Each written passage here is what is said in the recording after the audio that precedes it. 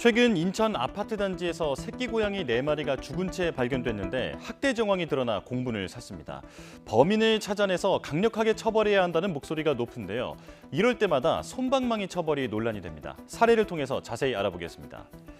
지난달 입양한 반려동물 11마리를 죽인 혐의로 20대 남성이 재판에 넘겨졌습니다. 하지만 법원의 처분은 집행유예였는데요. 동물권 단체는 역대 최악의 선고라고 규탄했고 검찰 역시 더 중한 형의 선고가 필요하다며 항소했습니다. 최근 3년간 검찰에 접수된 동물보호법 위반 사건은 계속 증가해 왔습니다. 하지만 이 가운데 정식 재판에 넘겨진 사람은 11명, 전체의 0.44%에 불과합니다. 그럼 이들은 실제로 어떤 처벌을 받았을까요?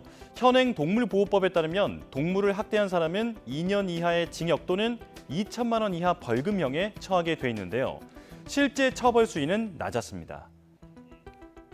지난해 경북 포항에서 반려견을 창밖으로 던져 죽게 한 40대는 징역 6개월에 집행유예 2년이 선고됐고요.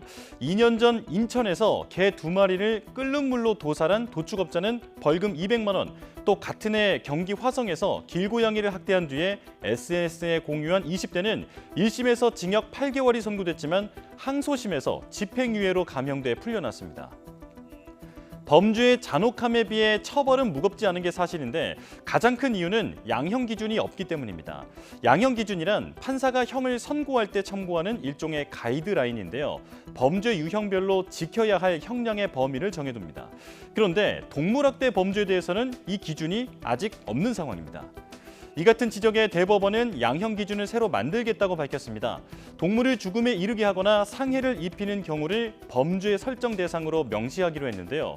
이제 솜방망이 처벌 논란이 해소될 수 있을까 싶은데 한편에서는 만약 양형 기준이 약한 수위로 만들어지면 오히려 솜방망이 처벌이 일반화할 수 있다는 우려도 나옵니다.